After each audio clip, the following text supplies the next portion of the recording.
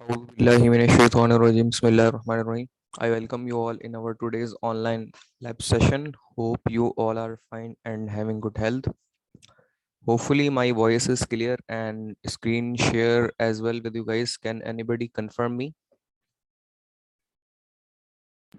Yes, sir, clear है. Guji, thank you very much. We start today's session with the verse of Holy Quran.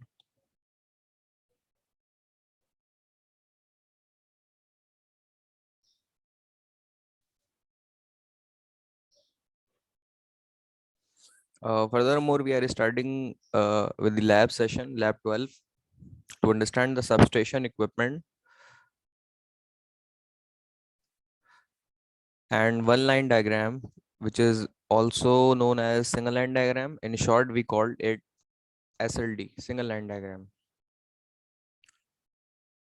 During session, if you have any kind of question or query, you can feel free to ask by raise of your question and by on of your mic. And up till now, if any one of you if have any kind of question, query or difficulty, you can feel free to ask any kind of question related to the lab session. Hopefully in previous sessions all the things have been clear, so we moving further towards the theoretical aspect of single line diagram. First we are coming towards the topic, which is the substation equipment. An electrical substation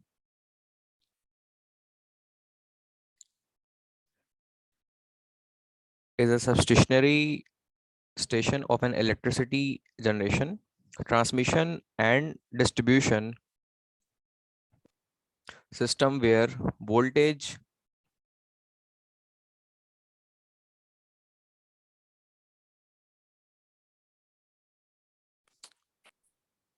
transmission and distribution system where voltage is transformed from high to low levels using transformers. We all know that in substation, a transformer is essential equipment which we need to use and fulfill the requirement of step up or step down the voltages as per the need of voltage level.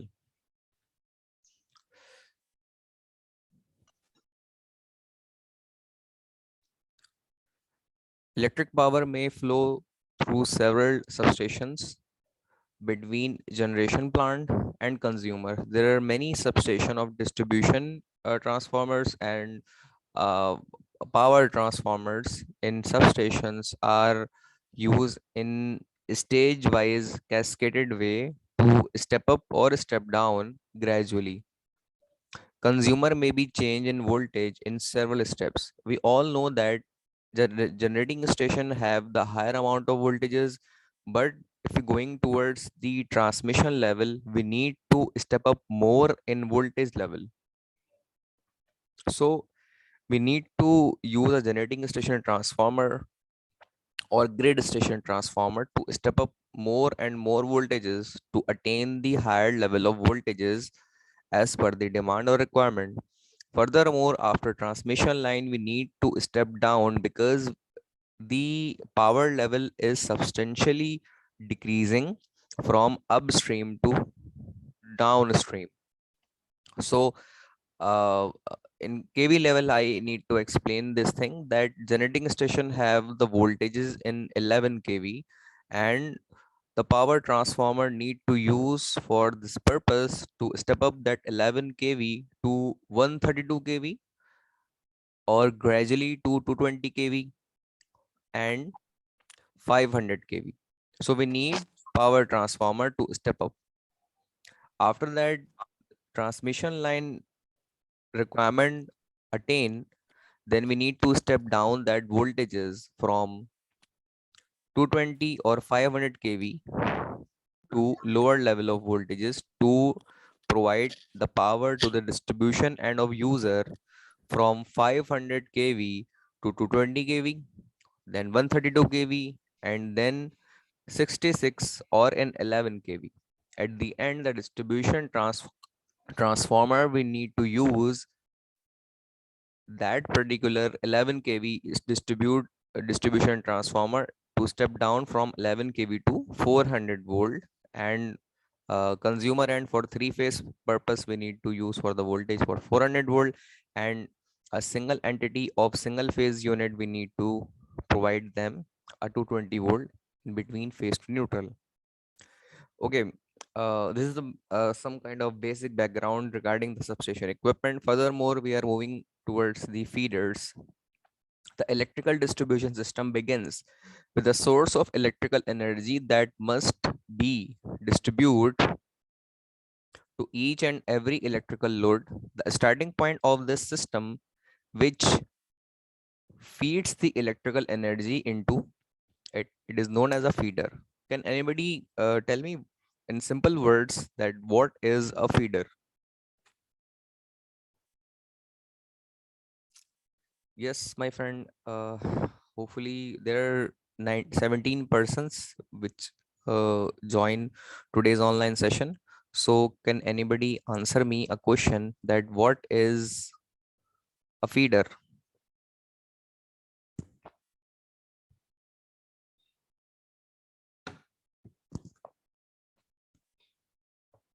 जी, आप लोगों के mic खुले हुए हैं, कोई बताएगा कि feeder क्या होता है?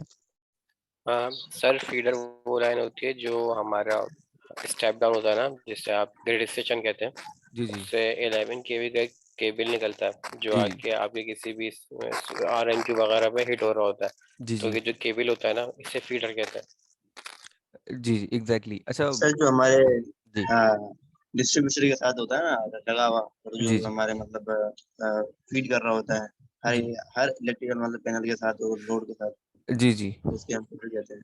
जो एक्चुअल में सर हमारी डिस्ट्रीब्यूशन को डिलीवर मतलब कर रहा होता है, वो फीडर होता है। सही सही, ठीक है। काफी मुद्दत हो गई आपको देखे हुए, बस आवाज ही सुनने में आती है आजकल आपकी, तो क्लास भी ज्वाइन किया करें। चले, जी जी सर कर रहे हैं। असल में मैं गया हुआ था, कहीं बाहर गया हुआ था, ठीक काफी है दिनों के बाद आया हूँ। ठीक है ठीक है, चलें। अच्छा लगा आज आपको सुन के भाई। बहरहाल शुक्रिया सर। बिल्कुल ये बात दुरुस्त है कि फीडर एक कंडक्टर होता है। अक्सर और बेशतर हम ये चीज़ सुनने में आते हैं कि बारिशों के मौसम में या नमी बहुत ज़्यादा होती है फॉग के दौरान के फीडर हमारी ट्रिप हो जाते हैं। एज पर द यूटिलिटी हम हमसे ये चीज़ कही जाती है। फीडर ट्रिप होने का मतलब ये होता है कि इसके एंड के ऊपर ब्रेकर लगा हुआ होता है। उस कंडक्टर के शॉर्ट सर्किट कंडीशंस के नतीजे में वो ब्रेकर ट्रिप होता है एंड के ऊपर। तो फीडर ट्रिप होना असल में उस एंड ऑफ कंडक्टर के पास जो सर्किट ब्रेकर लगा होता है उसके ट्रिप होने की टर्म को हम फीडर ट्रिप होना कहते हैं। तो ये बात जैसे सब लोगों ने बताई है कि ये कंडक्टर होता है जो फीड कर रहा होता है 11 केवी के केबल्स को फर्दर सर्विस मेन से डिस्ट्रीब्यूटर के एंड की तरफ। उस कंडक्टर को फीडर कहा जाता है। The starting point of the system which feeds electrical energy into it. This is known as a feeder. The electricity delivered by a feeder is actually distributed to different loads in the system. तो इससे different loads drive हो रहे होते हैं, but categorically 11 केवी के feeder से जब ये डिस्ट्रीब्यूटर ट्रांसफार्मर के एंड पे पहुंचता है तो वहां से स्टेप डाउन होके फिर आपके यूजर के एंड, जो कि तीन तरह के टैरिफ होते हैं, तीन तरह के लोड्स होते हैं, कमर्शियल, इंडस्ट्रियल और रेजिडेंशियल, उनको इलेक्ट्रिसिटी फीड की जाती है। लेकिन फीडर उनमें जो कंडक्टर है वो अपना मेन रोल प्ले कर रहा होता है 11 केवी की लाइन के तौर पे। फर्दर मोर फीडर के बाद हम डिस्ट्रीब्यूटर की तरफ आते हैं। जैसे कि मैंने आपको बताया भी कि डिस्ट्रीब्यूटर जो हमारे होते हैं वो फीडर से फर्दर ड्राइव होते हैं। A distributor is a conductor even also from which tappings are taken to the consumer. तो इससे असल में कंडक्टर्स वो होते हैं जिनसे टैपिंग्स थ्रू आउट हो रही होती है।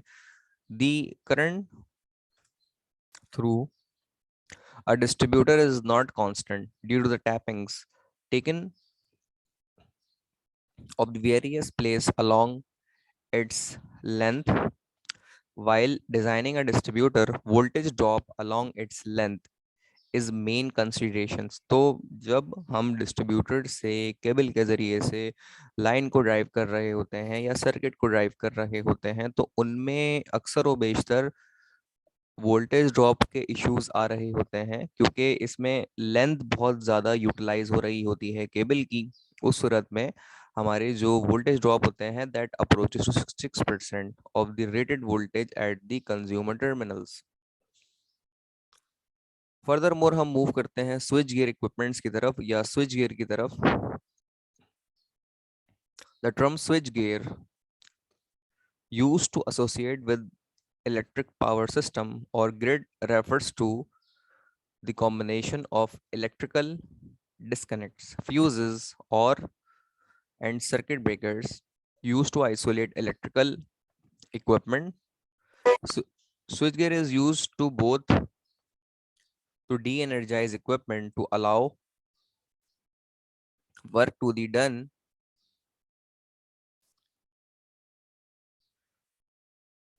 and to clear faults downstreams. अच्छा, डाउनस्ट्रीम क्या चीज होती है? एक चीज होती है अपस्ट्रीम और एक चीज होती है डाउनस्ट्रीम।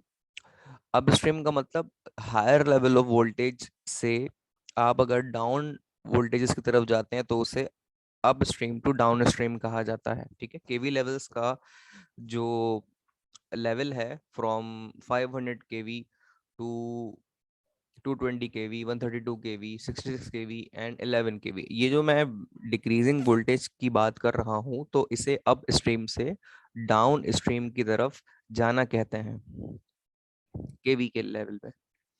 स्विच गियर की जो ट्रम है हमारी एलवी साइड पे इस्तेमाल की जाती है, लो वोल्टेज साइड पे, और जो स्विच यार्ड की ट्रम है वो इस्तेमाल की जाती है मीडियम HVAC, EX HVAC और ultra high voltage alternating current की तरफ UHVAC। इनके लिए जो ट्रम इस्तेमाल की जाती है वो स्विच यार्ड की होती है, और LV के लिए जो ट्रम इस्तेमाल की जा रही होती है स्विचिंग इक्विपमेंट की, वो स्विच गियर इस्तेमाल होती है। फर्दर मोर स्विच गियर जो होते हैं हमारे, वो सिस्टम ऑफ इक्विपमेंट को आइसोलेट करने के लिए, ऑफ ऑन करने के लिए या ट्रिप करवाने के लिए इस्तेमाल की जाती है ट्रम स्विच गियर की। और कैटेगोरिकली स्विच यार्ड के अंदर जो हमारी बी ट्रम सेम इस्तेमाल की जाती है, बस इक्विपमेंट जो हमारे होते हैं उसके लिए आइसोलेटर्स हो गए, चेंज ओवर्स हो गए, या सर्किट ब्रेकर्स हो गए, पावर रिलेज हो गई, वो सारी हाई लेवल्स ऑफ सेंसिंग के लिए इस्तेमाल की जाती हैं जो स्विच यार्ड के इक्विपमेंट्स हैं। तो स्विच गियर और स्विच यार्ड में फर्क इक्विपमेंट साइज, रेटिंग और केवी लेवल्स का होता है। फर्दर मोर हम आगे मूव करते हैं और स्विचिंग डिवाइसेस जो हम बात कर रहे हैं स्विच गियर के पॉइंट ऑफ व्यू से ही अब उससे बात करेंगे। तो स्विचिंग डिवाइसेस जो हमारी होती हैं सर्किट की, उनमें HRC फ्यूज होते हैं। HRC स्टैंड फॉर क्या होता है? HRC वैसे ही मैं पिछली लैब से बता चुका था, ये जस्ट रिपीट हुआ है, तो बहरहाल कोई बताएगा HRC fuse, HRC stand for क्या होता है?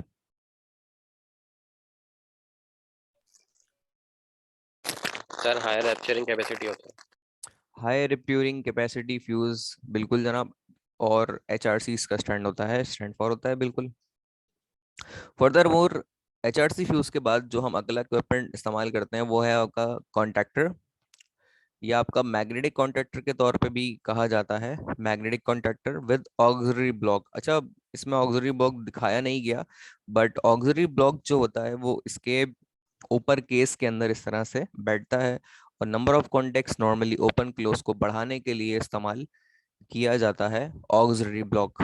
ऑक्सिलरी एक सप्लाई A1 A2 की अलग होती है, ऑक्सिलरी ब्लॉक कॉन्टेक्ट अगर आपके नॉर्मली ओपन और क्लोज के कॉन्टेक्टर में कंप्लीट हो जाते हैं और मजीद नहीं बचते, तो कॉन्टेक्ट को बढ़ाने के लिए ऑक्सिलरी ब्लॉक एक लगाया जाता है ताकि नॉर्मली ओपन और क्लोज के कॉन्टेक्ट बढ़ सकें। रिलेज जो हमारी होती हैं ये हमारी दो तरह की आती है, AC रिलेज और DC रिलेज कहते हैं उन्हें।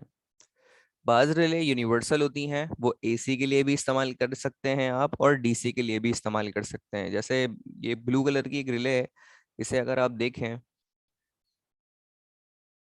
तो ये रिले जो है वो 10 एम्पेयर की है, 250 वोल्ट AC में काम कर सकती है से लेके 10 एम्पेयर 125 वोल्ट एसी पे ये काम कर सकती है, जबकि डीसी में अगर हम बात करें तो ये 10 एम्पेयर 30 वोल्ट डीसी से लेके 10 एम्पेयर 28 वोल्ट डीसी तक भी ये काम कर सकती है। तो लेकिन ये पावर रिलेज नहीं कहलाती। इसके अलावा भी दो कैटेगरी की और रिलेज भी आती हैं। ये आपकी कॉइल बेस्ड रिले कहलाती हैं, जो कि इलेक्ट्रिसिटी आप इन्हें प्रोवाइड करते हैं तो ये मैग्नेटिज्म बनाती हैं अपने अंदर, तो इलेक्ट्रोमैग्नेटिक रिलेज कहलाती हैं ये। सेकंड कैटेगरी की एक रिले होती है जिसे हम कहते हैं solid state relay, SSD। Solid state relay जो होती है वो कांटेक्ट पावर को भी ड्राइव कर लेती है। वो थोड़ी हैवी ड्यूटी रिले होती है, साइज में भी बड़ी होती है, जबकि अगर इसके टर्मिनल से आप पावर को ड्राइव करें तो ये इतना ज़्यादा heavy duty power of ampere drive नहीं कर सकती। लेकिन जो सॉलिड स्टेट रिलेज होती हैं वो आपकी ज़्यादा पावर को भी ड्राइव कर सकती हैं। इसके अलावा एक थर्ड कैटेगरी की भी रिले आती है, उसे प्रोग्रामेबल रिले कहते हैं। तो वो स्विचिंग वो प्रोग्राम होती है और उसके अंदर आप प्रोग्राम करके उसे किस टाइम पे एक्टिव करना चाहते हैं और कब स्विचिंग करना चाहते हैं, वो सब चीज़ें भी आप उसमें फीड कर सकते हैं प्रोग्रामिंग के एस्पेक्ट से। अच्छा, ये जो डिवाइस है इसके बारे में बताएंगे कि ये क्या होता है इस चीज सर ये स्विच है on off.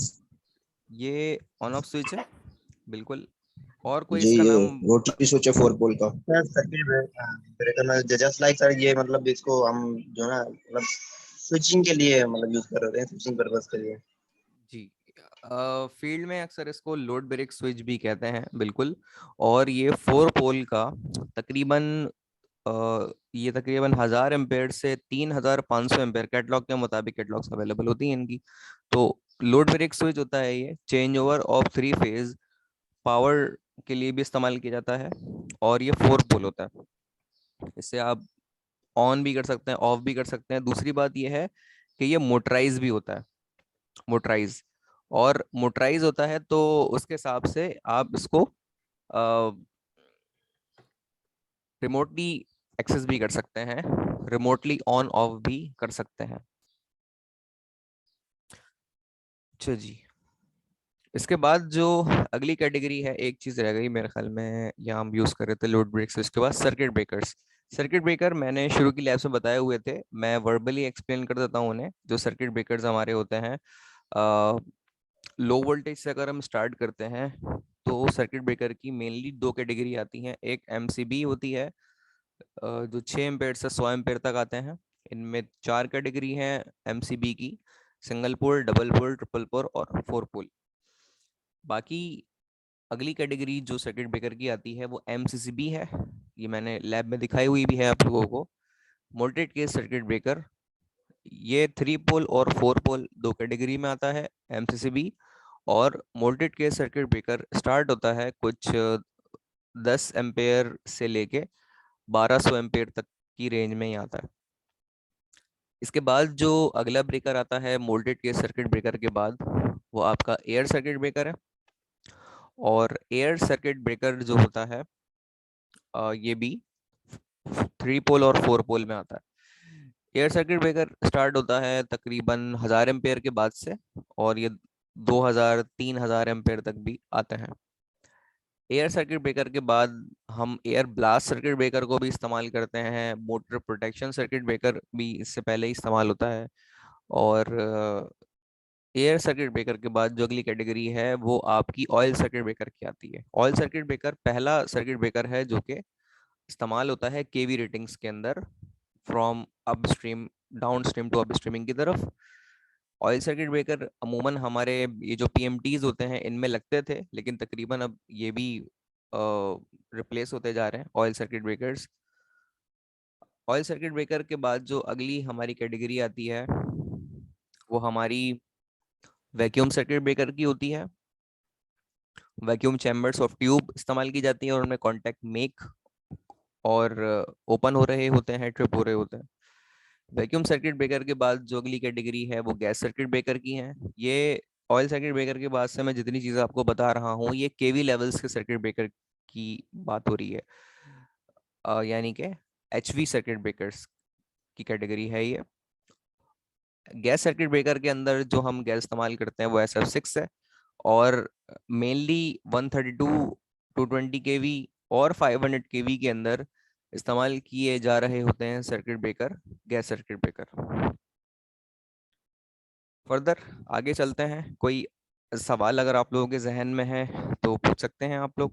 I will answer the kind of questions if you have in your mind, otherwise we moving further towards the next aspect of the lab. Hopefully कोई सवाल नहीं है किसी के जहन में, तो हम आगे चलते हैं।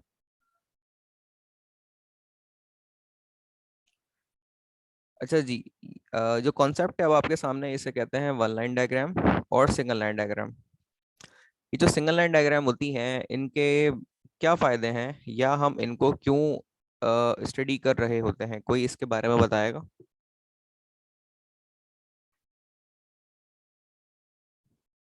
सर सिंगल लाइन डायग्राम जो है सर बहुत सिंपल होती है और इसको समझना बहुत आसान होता है, क्योंकि हमारे पास मल्टीवर्स के अंदर लाइन्स नहीं होते, एक ही लाइन होती है, तो हम इसको समझने के लिए बहुत इजी होता है हमारे लिए। जी जनाब, बिल्कुल। और कोई अपना आउटपुट देना चाहेगा इसके लिए? सर हम जैसे कोई भी सिस्टम्स वगैरह बनाते हैं उसकी स्कीम्स जो हम मेंटेन करते हैं सिंगल लाइन डायग्राम के थ्रू, उसको जो है बनाने में हमारे लिए आसानी रहती है उसके कनेक्शंस वगैरह करने के लिए। जी जी बिल्कुल। सिंगल लाइन डायग्राम एक बेसिक एंटिटी है किसी भी सिस्टम को समझने के लिए, क्योंकि सिस्टम आपका 3 फेस का हो या सिंगल फेस का हो, फ्रॉम योर लो वोल्टेज का नेटवर्क हो, मीडियम वोल्टेज का नेटवर्क हो, या आपके HV का नेटवर्क हो, इन सब को सिंपल अंडरस्टैंड करने के लिए सिंगल लाइन डायग्राम बहुत अहम रोल प्ले करती है। क्योंकि अगर आप 3 लाइन डायग्राम के तौर पे इसे ड्रॉ करेंगे, क्योंकि हर चीज 3 लाइन डायग्राम या 4 लाइन डायग्राम के ऊपर बेस कर रही होती है। 3 लाइन मतलब रेड येलो ब्लू 3 फेज, और 4 वायर मतलब रेड येलो ब्लू और न्यूट्रल। तो बजाय इसके कि 3 लाइन डायग्राम की बजाय अगर आप 4 लाइन 3 लाइन डायग्राम पे जाएं तो सिस्टम बहुत कॉम्प्लेक्स हो जाएगा, और उसको ड्रॉ करना और उसको डिजाइन करना बहुत डिफिकल्ट हो सकता है। इसीलिए अप्रोच इस्तेमाल की जाती है सिंगल लाइन डायग्राम की।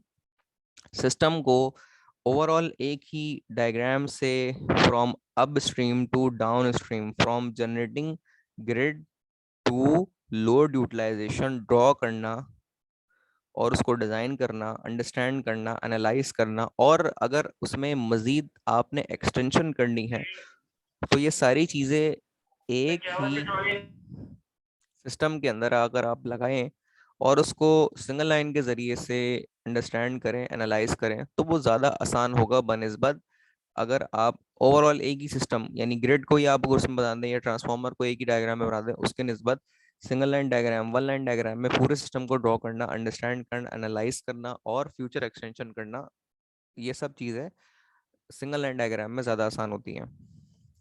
इसी तरीके से वन लाइन डायग्राम जो जैसे यहाँ बताई गई है, इसको हम डिस्कस करते हैं।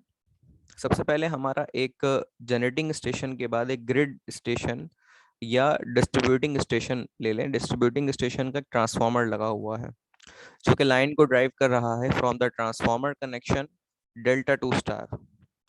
डेल्टा टू स्टार को जब ये ड्राइव कर रहा है तो इसके बाद एक सर्किट ब्रेकर लगा हुआ है जो कि 3 नेटवर्क्स को यहाँ से ड्राइव कर रहा है। ये बात दोबारा मैं बताता चलूँ, वैसे तो मेजॉरिटी को पता होगी, लेकिन फिर भी मैं रिपीट कर रहा हूँ कि ये जो एक लाइन है असल में सिर्फ एक नहीं होती, बल्कि ये 3 लाइंस हो रही होती हैं जिनमें रेड, येलो और ब्लू के फेज होते हैं। और ट्रांसफार्मर के बाद अगर स्टार टू डेल्टा है, डेल्टा टू स्टार है, तो यहाँ पे रेड, येलो, ब्लू और एक न्यूट्रल 4 वायर सिस्टम होंगी। तो इन 4 तारों को रेप्लिका ऑफ सिंगल लाइन से रिप्रेजेंट किया जा रहा है, क्योंकि बनिस्बत 4 लाइन के उसे ड्राइव करना बहुत डिफिकल्ट हो जाएगा। उसके निस्बत अगर हम 1 लाइन को उससे रिप्रेजेंट करें तो अंडरस्टैंड करना, एनालाइज करना और फ्यूचर एक्सटेंशन कनेक्शन हमारे लिए अंडरस्टैंड करना ज़्यादा आसान होंगे। इसीलिए हम इसको सिंगल लाइन में रिप्रेजेंट कर रहे हैं। लेकिन उसके बैक एंड पे अगर हम देखें तो ये 4 वायर्स एक कनेक्शन में जा रही होती हैं जो मुख्तलिफ circuit breakers system of distribution boards और पैनल्स को ड्राइव कर रही होती है। इसके बाद हमारा सर्किट ब्रेकर ड्राइव हो रहा होता है इन 3 सब्सटेंशियली सर्किट्स को, जिनमें ये 2 जो हैं हमारे कोई लोड नहीं लगे हुए, तो इससे जाहिर होता है कि ये फ्यूचर एक्सटेंशन या फ्यूचर लोड कुछ इसमें लगेगा, जिसके लिए हमने यहाँ पे रखा है। याद रखें, being a design engineer, being a industrial engineer, technologist, अगर आपसे ये सजेशंस मांगी जाती है, डिज़ाइन करवाई जाती है, तो हमेशा उनमें फ्यूचर एक्सटेंशन स्पेयर के तौर पे कुछ आपने सर्किट ब्रेकर रखने पड़ते हैं, क्योंकि आने वाले टाइम में जिस भी सिस्टम के लिए, चाहे कोई टेक्सटाइल मिल हो गई, कोई सूरती इंडस्ट्री हो गई, या कोई कोई मिल हो गई, शुगर मिल हो गई, फ्लोर मिल हो गई, इन सब के लोड एक्सटेंड होते हैं, इन सब के लोड में एक्सटेंशन होती है, तो लाजमी यहाँ पर लोड कनेक्ट होंगे। और जब लोड कनेक्ट होंगे तो उसके लिए स्पेसिंग होना यहाँ पे लाजमी है। ये नहीं कि सिर्फ ड्राइंग में ही बना दी, बल्कि जहाँ आप पैनल्स डिजाइन कर रहे होंगे, डिस्ट्रीब्यूशन बोर्ड डिजाइन कर रहे होंगे, वहां पे फ्यूचर के एक्सटेंशन के लिए सर्किट ब्रेकर की स्पेसिंग भी रखनी होगी आपने।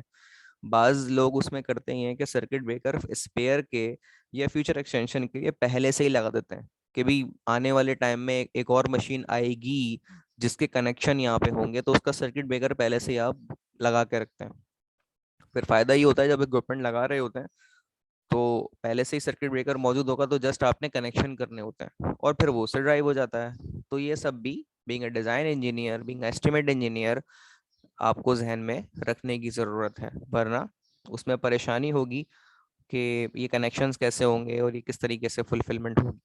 तो उसके लिए ये चीजें रखनी जरूरी हैं। बहरहाल, फ्यूचर एक्सटेंशन के बाद हम जिस सर्किट को ड्राइव कर रहे हैं वो आपका मेन डिस्ट्रीब्यूशन बोर्ड है। अब इसके जरिए से अगर आप देखें तो सर्किट यहाँ से ड्राइव हुआ है सर्किट ब्रेकर के जरिए से, ये आपका मेन डिस्ट्रीब्यूशन बोर्ड, फिर उस सर्किट ब्रेकर, उसके जरिए फर्दर 3 सर्किट और डिजाइन या ड्राइव हुआ। अब इसमें ये जहन में रखें कि इस कनेक्शन से जो मजीद एक कनेक्शन ये ड्राइव हुआ है और एक कनेक्शन मजीद ये ड्राइव हुआ है, और उसके बाद इट्स से दोबारा से there are 3 of connection which are drive by the single connection. और इसमें इन्होंने कहा है कि ये लाइटिंग सब डिस्ट्रीब्यूशन बोर्ड है, यानी लाइटनिंग लोड जो है वो यहाँ पे लगेगा और पावर सब डिस्ट्रीब्यूशन बोर्ड यहाँ पे लगेगा। यानी ये जो मोटर है इसके कनेक्शन यहाँ होंगे, इंडक्शन लोड सारा एक तरफ लगेगा और लाइटनिंग लोड सारा एक तरफ लगेगा। अक्सर व बेशर आप सिंगल लाइन डायग्राम्स के अंदर ये स्टैंडर्ड्स देखते होंगे कि उनमें लाइटनिंग लोड अलग लगा हुआ होता है और पावर लोड या इंडक्शन लोड अलग लगा हुआ होता है, तो उनका सेपरेट पूरा सर्किट होता है जो आगे जाके किसी ना किसी मेन सर्किट ब्रेकर से ड्राइव हो रहा होता है। लेकिन जो पावर लाइंस ऑफ पावर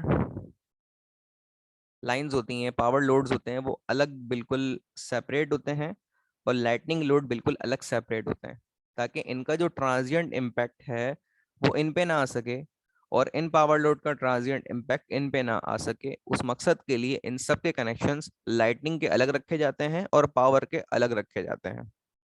तो इंडस्ट्री में भी आपने ये प्रैक्टिस देखी होगी, जब नए सिस्टम डिजाइन किए जा रहे होते हैं, नई बिल्डिंग पूरी बन रही होती है, नई मिल डिजाइन हो रही होती है या प्लांट की एक्सटेंशन हो रही होती है, तो उनमें अक्सर व बेशतर इन स्टैंडर्ड्स को फॉलो किया जा रहा होता है।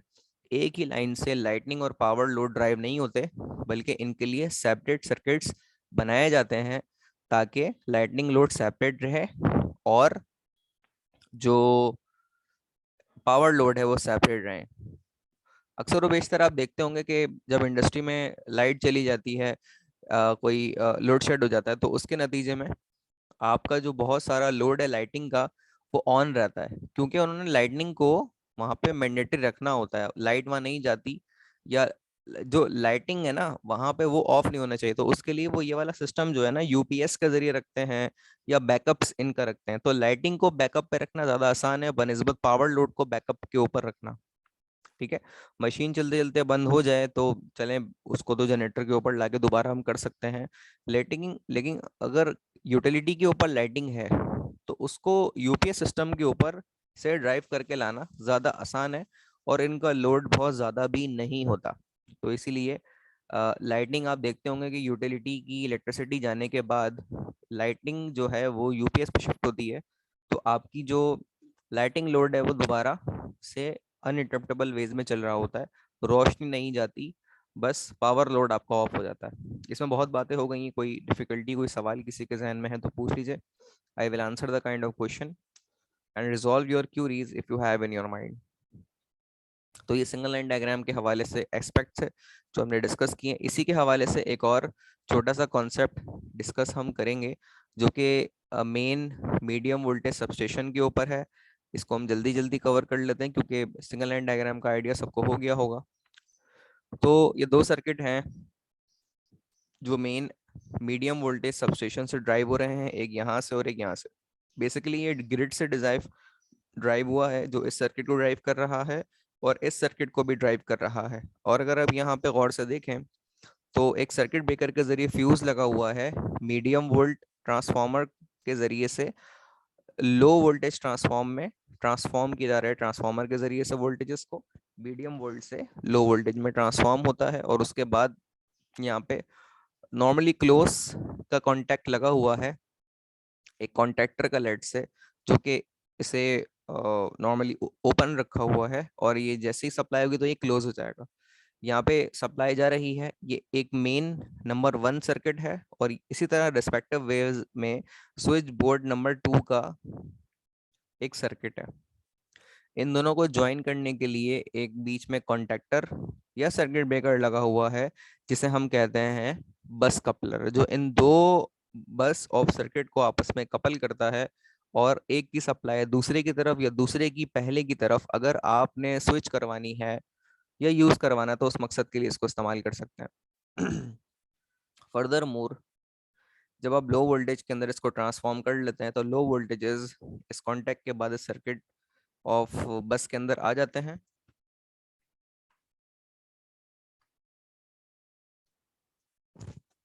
उसके बाद मीडियम वोल्टेज जो आपके होते हैं, sorry, main low voltage switch port 1 के जरिए से जो कॉन्टैक्ट यहाँ पे ड्राइव हो रहे हैं सर्किट ब्रेकर के जरिए, इसमें ये शेडेबल लोड्स जो हैं वो चल रहे हैं इस एक लाइन से दो दोबारा ड्राइव होने के बाद दो सर्किट्स।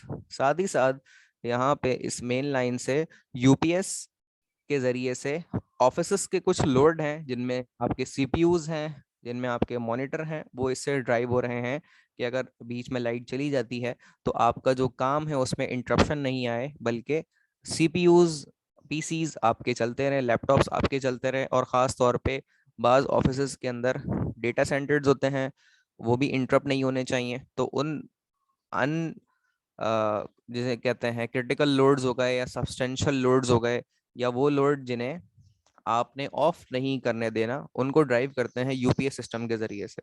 तो ये एक स्विच बोर्ड का एक सर्किट है, नेटवर्क है जो कि स्विच बोर्ड 1 पे ड्राइव हो रहा है। रिस्पेक्टिव वेज में अगर आप देखें तो main low voltage switch board 2 है जो कि हाई वोल्टेज ऑल्टरनेटिंग करंट का यहाँ से नेटवर्क एक ड्राइव हो रहा है और रिस्पेक्टिव वेज में बस वेज के तौर पे यहाँ से भी एक लाइन ड्राइव हो रही है जो कि मशीन्स को दो लाइंस के जरिए ड्राइव कर रही है मशीन ऑफ लोड को। अच्छा, साथ ही साथ होता ये है कि यहाँ पे हमने कोई बताएगा कि बस कपलर क्यों लगाया है, ये जो नॉर्मली ओपन लगा हुआ है यहाँ पे, ये क्यों लगाया हुआ है? सर इसका ये कि अगर वन साइड से कोई मसला है जैसा यूपीएस भी हम इसका कर सकते हैं, यूज कर सकते हैं, और ये वाली लाइन अगर उस लाइन में कोई मसला आ गया तो ये वाली लाइन भी हम यूज कर सकते हैं। इसका इसकी इसके वोल्टेज वहाँ ड्राइव कर सकते हैं, इसके पावर जो है हम यहाँ पे ड्राइव कर सकते हैं। मतलब कोई भी लाइन यूज कर सकते हैं अगर हम चाहे तो। जी जनाब, बिल्कुल सही कह रहे हैं। असल में इसको लगाने का मेन मकसद बहुत सारे होते हैं लेकिन उनमें चंद चीज़ें हम डिस्कस कर लेते हैं। होता ये है कि बाज़ दफ़ा इस ट्रांसफार्मर के अंदर कुछ इशू आ गया या ये लाइन रस्ट हो गई, इनमें शॉर्ट सर्किट अकरेंस हो गई, तो इन सब के नतीजे में होता यह है कि आपका ये नेटवर्क जो है वो बंद हो जाएगा। मिसाल के तौर पे ये कोरंगी 2.5 नंबर है और ये कोरंगी 4 नंबर है। अब होता ये है कि इन दो को अलग अलग ट्रांसफार्मर के जरिए इलाकों को फीड किया जा रहा है, इनके अपने अपने ट्रांसफॉर्मर्स हैं जिनके जरिए ट्रांसफॉर्मर के जरिए से इनको ड्राइव किया जा रहा है। अब ये लाइन कहीं शॉर्ट सर्किट हो जाए, ट्रांसफॉर्मर मेंटेनेंस पर्पस के लिए बंद करें, या इस ट्रांसफॉर्मर में कोई शॉर्ट सर्किट की अकरेंस हो जाती है, या लाइन डैमेज हो जाती है, तो इन सब के नतीजे में ये पूरा का पूरा लोड सफर करेगा, पूरा इलाका सफर करेगा। उसके लिए होता ही है कि आप यहाँ पे बस कपलर का वे प्रोवाइड करते हैं ताकि लाइन डायरेक्टली यहाँ से होती हुई इसको भी फीड कर ले और इसको भी फीड कर ले। 100% फीड तो नहीं की जाती, कुछ लोड ऑफ फीडर्स यहाँ से बंद किए जाते हैं क्योंकि ओवरऑल टोटल लोड सिर्फ इस एक लाइन पे नहीं डाला जा सकता। तकरीबन 60 to 70% लोड फीडर के जरिए चलाया जाता है, उसको ऑन रखा जाता है, उसको ऑफ रखा जाता है, और इसमें बस कपलर अपना एक अहम रोल प्ले कर रहा होता है जो कि इस लाइन को भी ड्राइव करता है और स्विचिंग की मदद से इस लाइन को भी ड्राइव कर सकता है। अच्छा, मेन रिस्पेक्टिव वेज में ये नेटवर्क बंद होने की बजाय इस ट्रांसफॉर्मर के अंदर कुछ इशू अगर आ जाते हैं मेंटेनेंस पर्पस के, शॉर्ट सर्किट के, लाइन डैमेज हो जाती है या लाइन में शॉर्ट सर्किट अकरेंस हो जाती है, तो इस पूरे नेटवर्क को भी सफर हो सकता है। तो उसको ड्राइव करने के लिए स्विच बोर्ड 1 का जो ये नेटवर्क ड्राइव तो हो ही रहा है, साथ साथ switch board 2 network bus coupler के जरिए ये वाली लाइन इस नेटवर्क को भी ड्राइव कर सकती है। तो उस मकसद में आपने ये अंदाजा किया होगा कि बस कपलर एक बहुत अहम रोल प्ले करता है कि अगर बस कपलर यहाँ पे ना हो तो फिर ये दोनों आपस में स्विच करके नेटवर्क शेयर नहीं कर सकते। सेम सिनेरियो में अगर ये लाइन यहाँ पे डैमेज हो जाती है तो बस कपलर के जरिए इसको ड्राइव किया जाएगा, लेकिन ये इलाका भी पूरा तब फीड किया